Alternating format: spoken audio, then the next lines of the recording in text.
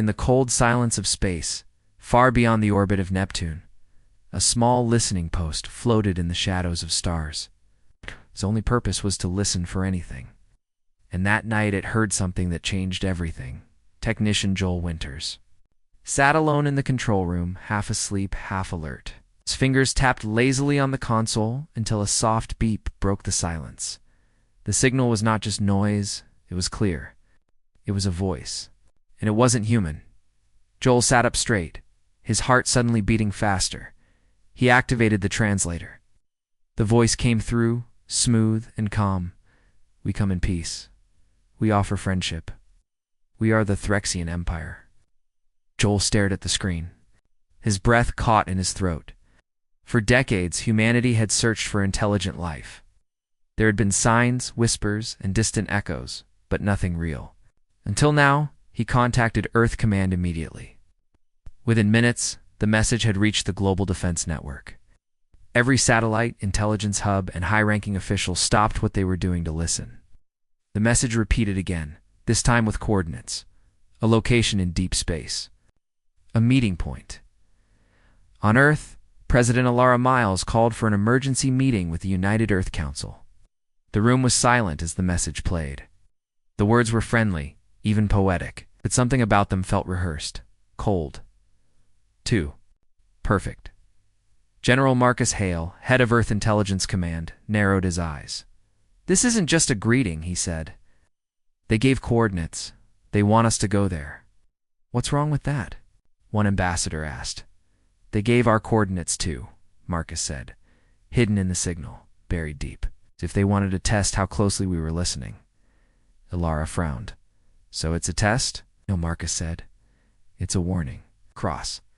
Earth's defense networks, cryptographers, and analysts worked non-stop. Hidden in the message was more than just data, it was surveillance. The signal had been watching, mapping, tracking Captain Reina Torres. One of Earth's top diplomatic officers was chosen to lead the mission to the meeting point. She was smart, calm, and trusted by both politicians and soldiers. But even she felt uneasy. Before leaving, she met with Marcus privately. "If this is a trap," she asked, "what's our play?" "You pretend to believe them," Marcus said. "Smile, shake hands, let them think we're naive. And behind the scenes, prepare for war." The Earth delegation departed in the diplomatic ship Envoy 1. It was beautiful, smooth, and filled with technology for communication and peace offerings. But hidden inside were security systems built for battle. Reina stood by the observation window as stars slipped by. She didn't trust the Threxians. Not yet. Not even a little. After 6 days of travel, they reached the coordinates. A massive Threxian ship hovered in space like a floating city. Black metal, glowing lines, and alien symbols marked its surface. The humans were invited aboard. The first meeting was polite. The Threxians were tall, with gray-blue skin and long robes that shimmered like water. Their leader, Speaker Varn, smiled with perfect white teeth. "We have watched you," he said kindly. "We see your greatness, your intelligence. We wish to join hands before others try to take you. Take us." Reina asked. Varn smiled again. "There are empires that do not respect growth. They take before they ask. We are not like them." Nodded, playing along. "We are honored by your offer."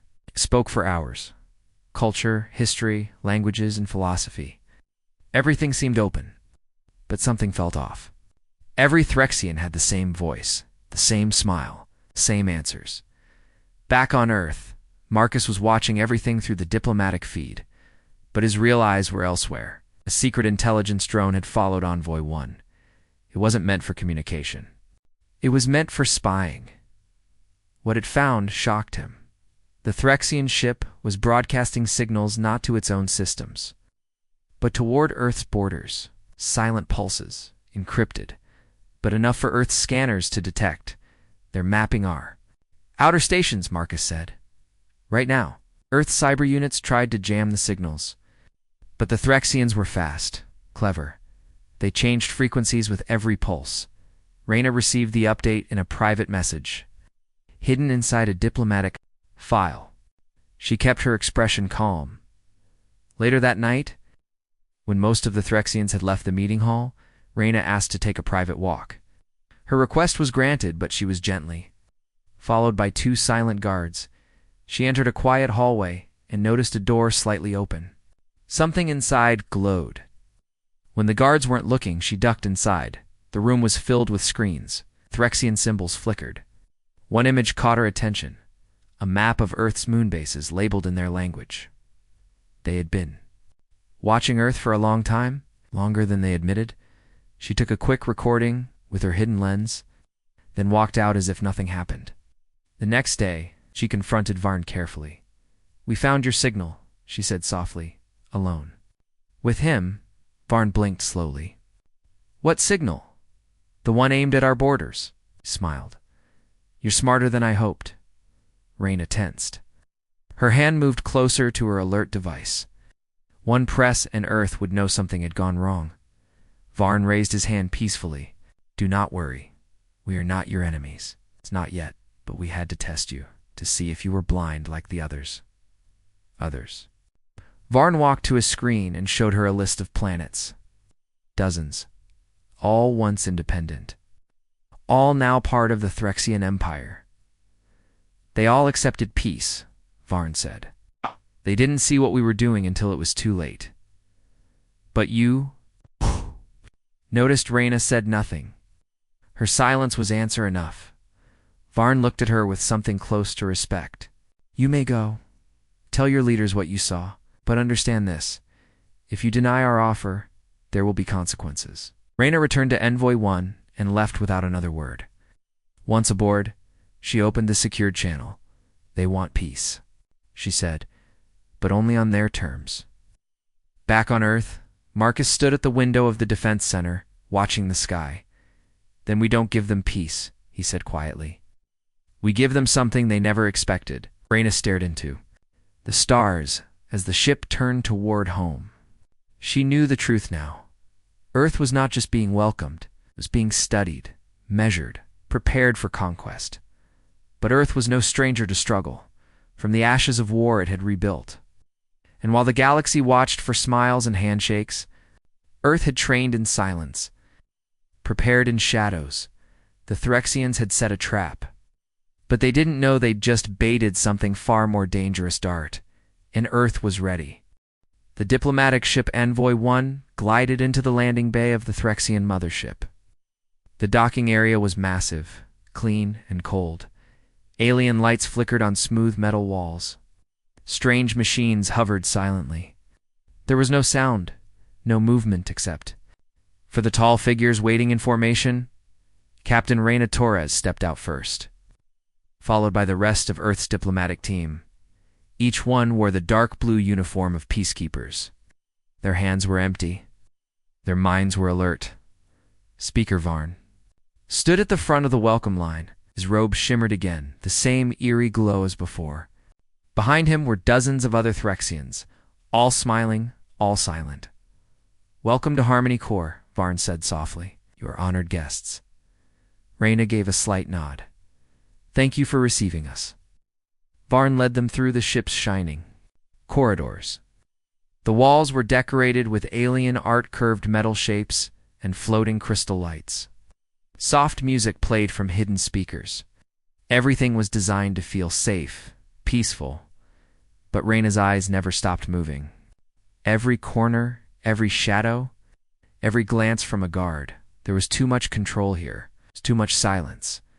They were brought to a great hall filled with glowing pillars and floating tables. Food was already prepared: strange fruits, glowing liquids, golden bread-like shapes. It looked beautiful, almost magical. Varn gestured proudly. "This is the Feast of Unity. Every ally of the Threxian Empire has shared it. Now, you will too." The human team looked at the food, but didn't eat. Earth's protocol was clear. Observe first. The Threxians noticed, but said nothing. Reyna turned to Varn. "Will others be joining us?" Varn tilted his head. "You're the only ones who matter tonight." She smiled politely, but made a mental note. No other guests, no observers, only humans. That meant control. As the feast continued, Phyrexian performers appeared, dancing, glowing, floating above the floor in slow, graceful movements. Music changed with every step. It was hypnotic. But Reyna leaned toward her security officer. "Commander Celine, they haven't asked a single question about Earth," she whispered. Celine nodded, "and they haven't introduced a single elder or child." Reyna looked around. Every Phyrexian in the room looked young, strong, healthy. Soldiers in robes, pretending to be servants. She excused herself from the table and walked toward one of the tall glass windows at the edge of the hall. Outside, stars blinked slowly. But near the bottom of the view, a strange shadow moved large, slow and quiet. She focused. Her hidden lens zoomed.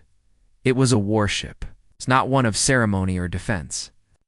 This one had rows of weapon ports, glowing energy cores, and cargo bays that looked like invasion pods. Reyna returned to the table, her face calm. Varn smiled at her. "Is the feast not pleasing?" "It's wonderful," she said softly. "I was hoping to meet some of your scholars. Maybe a few historians. Or children." "There are no children aboard," Varn said gently. "This is a ship of peace, not a home." Reyna held his gaze. Even peace needs witnesses. Varn's smile faded just a little.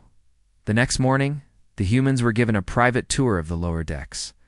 The Phyrexians showed them gardens, libraries, and even a healing center. But Reyna noticed again. Every place was too clean, like it had been prepared last minute, and the guards were everywhere. At one point, they passed a long hallway with a locked door. Reyna paused. She could feel something behind it movement, but Varn quickly guided them away. "That section is under repair," he said. "It's unsafe." That night, Reyna contacted Earth using a secure quantum burst, a one-time message that couldn't be tracked. She sent images. The warship, the hallway, the hidden guards, and a full recording of the feast. General Marcus Hale received the message. In Earth's underground war center, he watched in silence. Then he turned to his team. "Activate Shadow Protocol," he ordered. "Send Black Phantom Unit 7. Make it quiet." Back on the Phyrexian ship, Reyna's team prepared for their final day. At dawn, she asked for permission to walk alone again. Varn hesitated, then smiled. Of course, peace must be trusted. But again, 2 guards followed her. Reyna led them down a hallway, toward the garden section, but at the last second, she slipped into a side corridor. The guards followed, but she moved fast, ducking behind a support beam and triggering a false sound signal in the opposite direction. The guards ran toward the sound. Reyna sprinted to the locked door from the day before. Ertula, tiny nano-slice. Key cut through the lock silently. The door opened. Inside, she froze. Humans, at least 10. Dressed in old Earth uniforms, weak, pale, their eyes wide with fear. She stepped closer. "Who are you?" one of them whispered. "Survivors. From the first peace mission, 30 years ago." Reyna's blood ran cold. "We thought that mission was lost in a star explosion," she whispered. "That's what they told you," the survivor said. "But we were taken, studied, watched." Reyna turned to leave, but the alarm blared. She ran. Guards closed in. Her comes buzzed.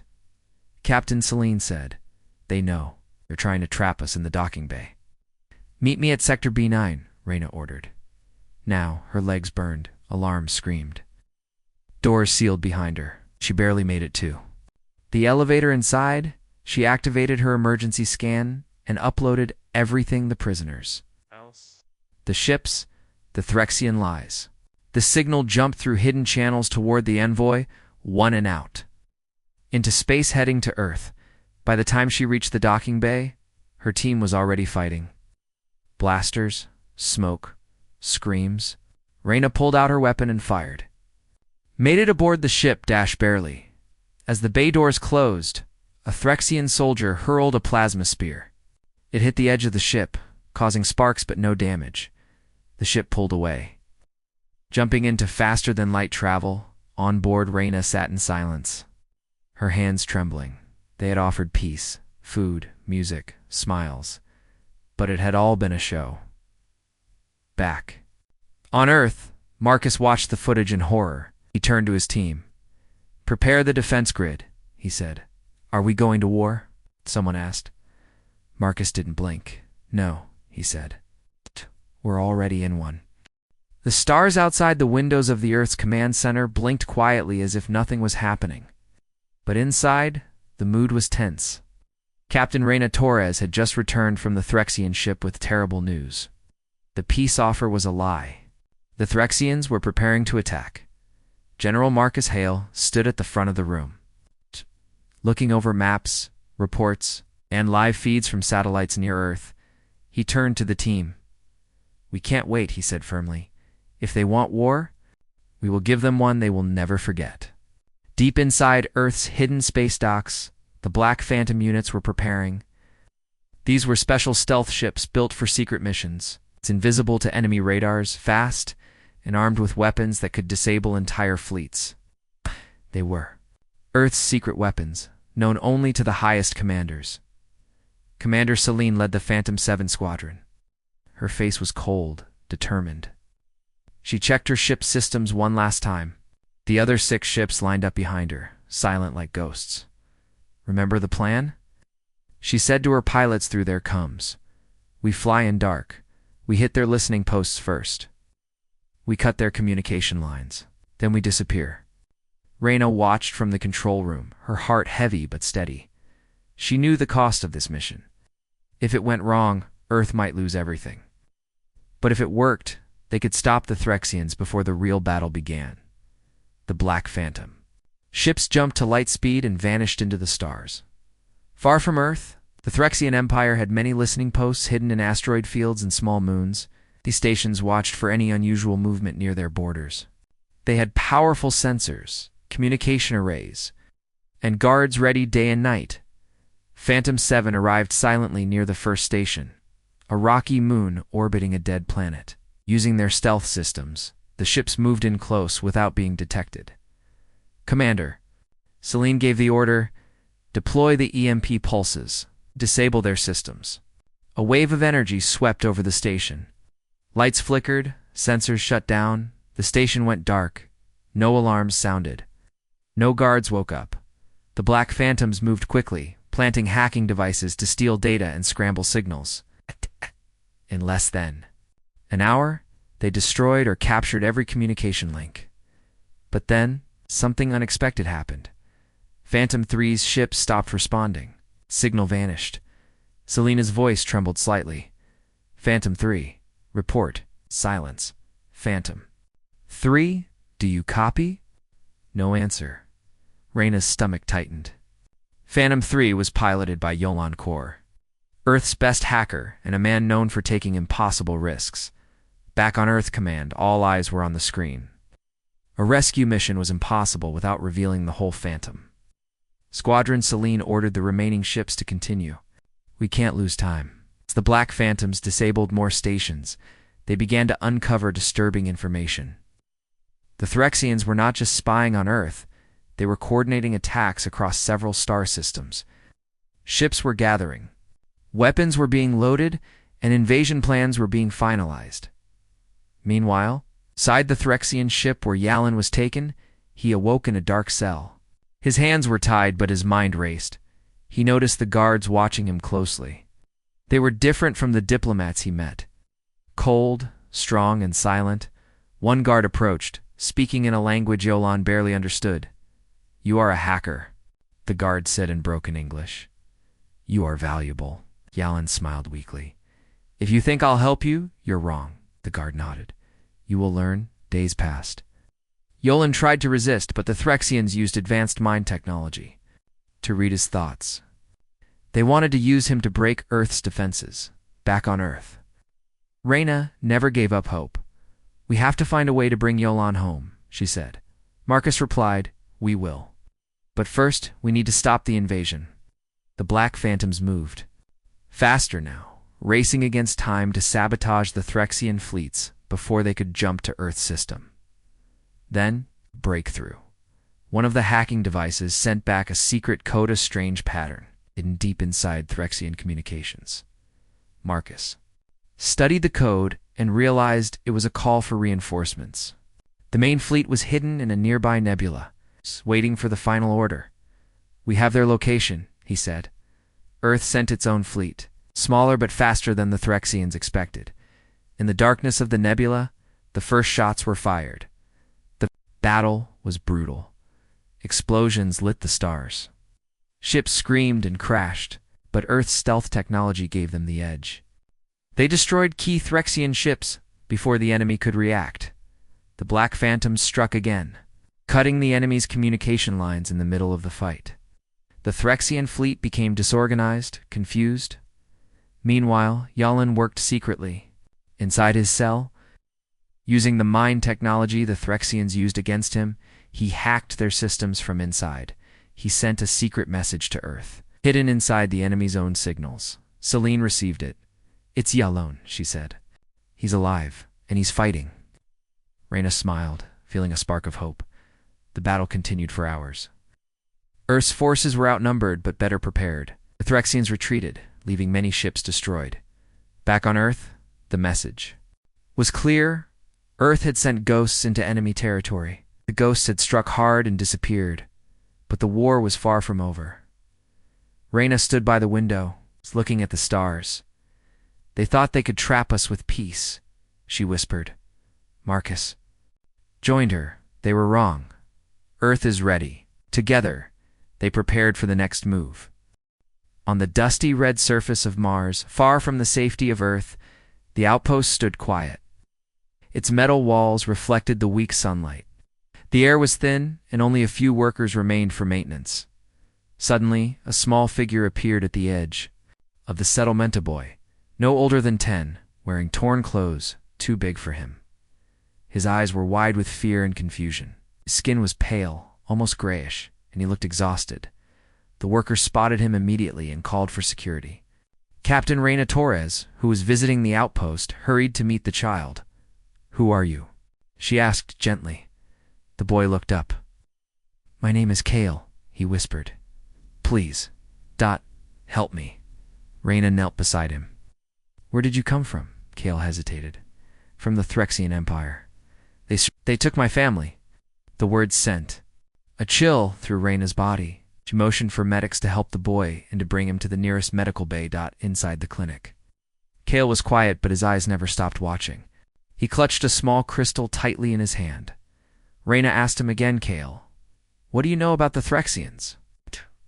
Why did you come here?" Kale took a deep breath. "They lie. They say they want peace, but they want to conquer. They give promises. But behind those promises are weapons, soldiers, and death." Reyna showed the crystal to her team. It was no ordinary stone. It held encrypted data maps, messages, plans. Their best cryptographers started to decode it.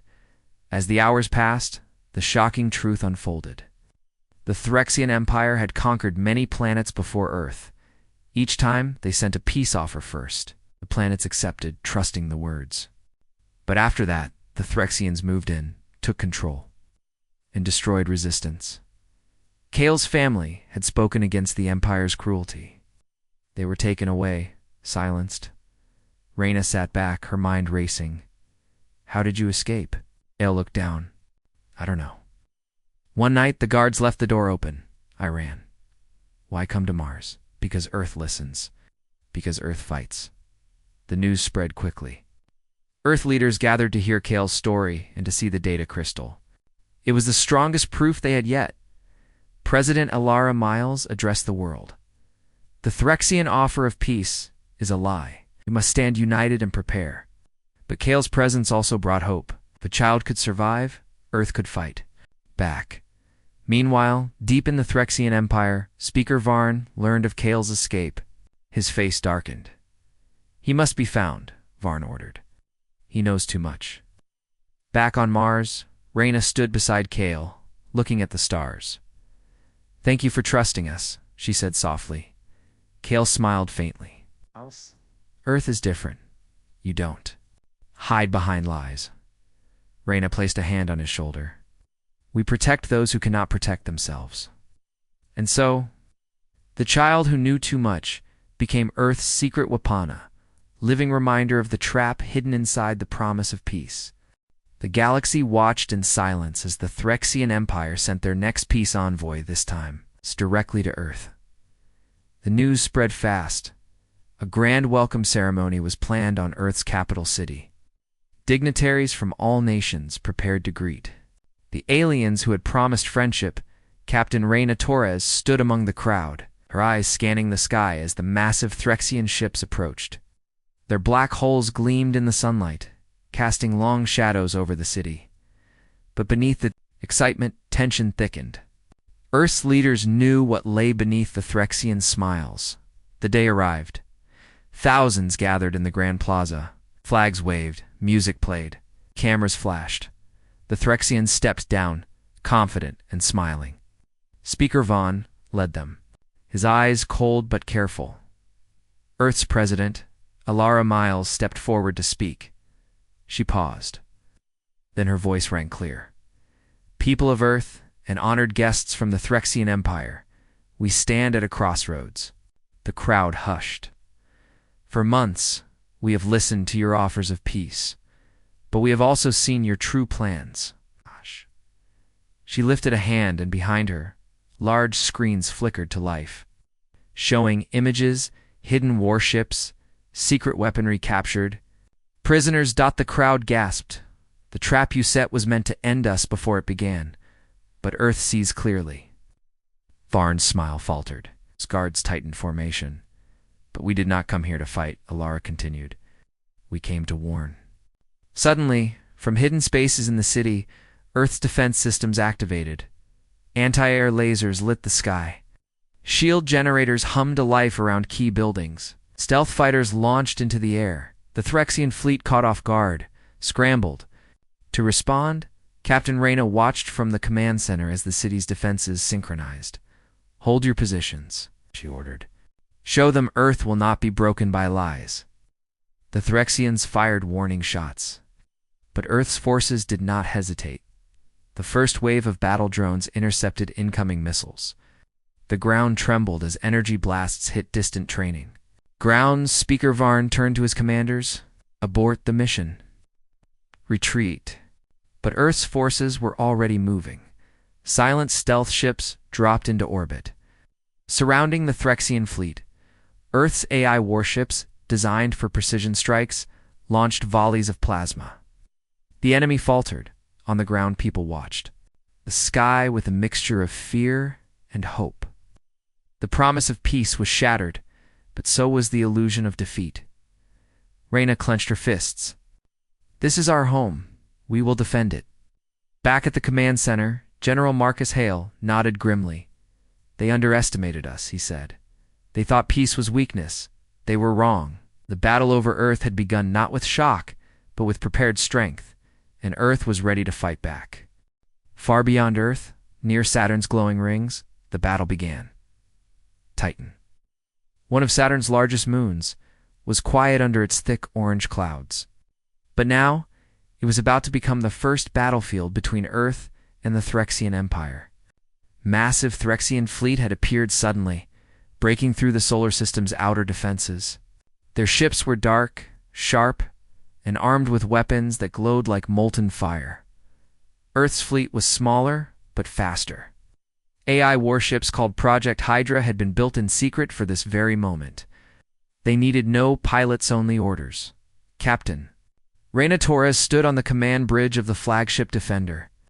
Around her, dozens of Earth's best commanders prepared for the fight. Enemy ships detected, sensor officer announced. They're moving in formation near Titan's orbit. Reina nodded. All ships, hold your positions. Wait for my command. The calm before the storm was heavy. Everyone knew the stakes then. Suddenly, the first shots fired. The Threxians attacked Titan's defenses with plasma cannons and missile swarms. Explosions rocked the moon's thin atmosphere. Earth's shields flared, absorbing the strikes. The Defender's AI system activated. It calculated every enemy move, predicting their attacks before they came. Fire all weapons, Reina ordered. The Hydra warships launched volleys of ion blasts and energy torpedoes. Bright streaks cut through space toward the enemy fleet. Threxian. Ships exploded one after another, their dark hulls shattered by Earth's precision. But the Threxians were not easy to defeat. Their flagship deployed fighter squads that weaved through Earth's defenses. Striking with deadly speed, Captain Reyna's ship dodged incoming fire. Alarms blared, shields at 60%. The engineer shouted. Reyna gritted her teeth. Hold steady, we fight for Earth. Meanwhile, in the heart of the battle, stealth fighters from Earth slipped behind enemy lines. They targeted the Threxian command ship's weapon controls. A fierce fight broke out inside the ship's corridors. Human soldiers faced alien warriors in close combat plasma swords against steel rifles. Back in orbit, the battle grew more intense. Threxian reinforcements arrived from the nebula, pushing Earth's fleet back. But then a surprise. JLN, Core, the hacker who had been captured earlier, managed to send a secret code from inside the enemy ship. Suddenly, Threxian weapon systems began to fail. Energy cores shut down. Ships drifted powerless. Reyna smiled as the enemy fleet's strength faded. We've turned their own technology against them, she said with a final push. Earth's fleet forced the Threxians to retreat beyond Saturn's orbit. The battlefield was quiet once more on the Defender. Reyna looked out at the stars. The galaxy will never forget this day, she said softly. Earth stood alone, and it did not fall. General Marcus sent a message to Earth. Today we showed that peace cannot be a trap if you are ready to fight. But Reyna knew this was only the beginning. The Threxians would come again, and Earth must be ready. The war raged on, but inside the Threxian command ship, a secret was unfolding. Jalen Core, Earth's best hacker, was alive, captured weeks ago. He had been held in a dark cell deep inside the enemy's flagship. But he was not broken. Using his sharp mind and hidden knowledge, Yalan worked quietly to find a way to turn the tables. One day, the guards brought a messenger, a tall Threxian official with cold eyes. You have a choice, the official said. Help us, and your life will be spared. Yalan looked at him without fear. I'm listening, he said. The official explained that the Threxian war core, the heart of their fleet's power, was vulnerable to a special code. Only a skilled hacker could send it. JAL knew. This was his chance. But trusting the enemy was dangerous. He spent days pretending to cooperate, learning more about the ship systems. Then, when the time was right, he sent a secret message to Earth hidden inside the Threxian network. On Earth, Commander Celine received the code. It's from Yalan, she exclaimed. He's found their weakness. Reyna's eyes widened. Can we trust him? Right now, he's our only hope. Back on the battlefield near Titan, the Threxian fleet prepared to strike again. But suddenly, their ships went dark. Weapons shut down, communication cut off. Confused. The Threxian commanders struggled to react. Jalan's code had worked. Earth's fleet moved quickly to take advantage. They targeted the powerless ships, disabling their engines and capturing them. But questions remained. Had Yalan truly betrayed his people? Or was this a clever plan to save Earth? Reyna believed in him. He risked everything, she said. The battle was won, but trust was fragile. On the Defender, Reyna watched the stars and thought about the cost of war. The fight was far from over. But with allies like Yalan, Earth's chance to survive had grown stronger. The galaxy was watching again.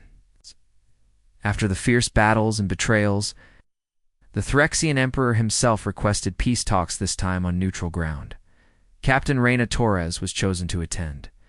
She prepared carefully, knowing this meeting could change everything. When she arrived, the Emperor's face was serious. Gone was the cold smile. Instead, there was a hint of respect, fear. We underestimated Earth, he admitted. Your strength surprised us. Reyna nodded calmly. We never wanted this war. But we will defend our home. The Emperor looked away. Your people are different. You fought with honor and with cunning. Reyna spoke firmly. Peace must be honest, not a trap. The Emperor sighed. We accept your terms. No more lies. No more hidden weapons.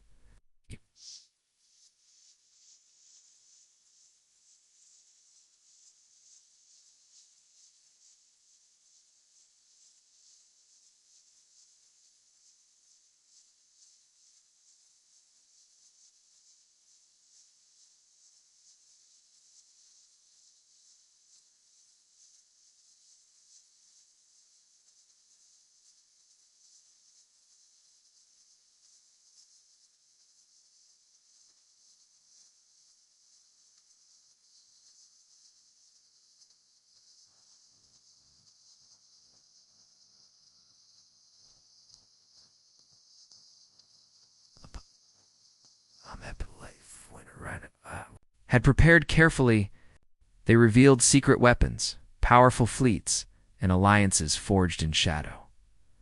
The galaxy gasped.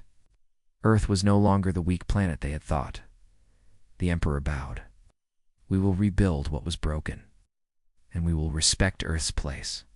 In the stars, Reyna returned to Earth, her heart steady.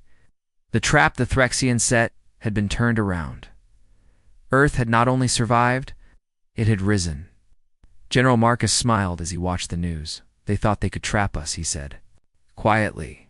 But Earth is a planet that never gives up. And from that day forward, the galaxy knew.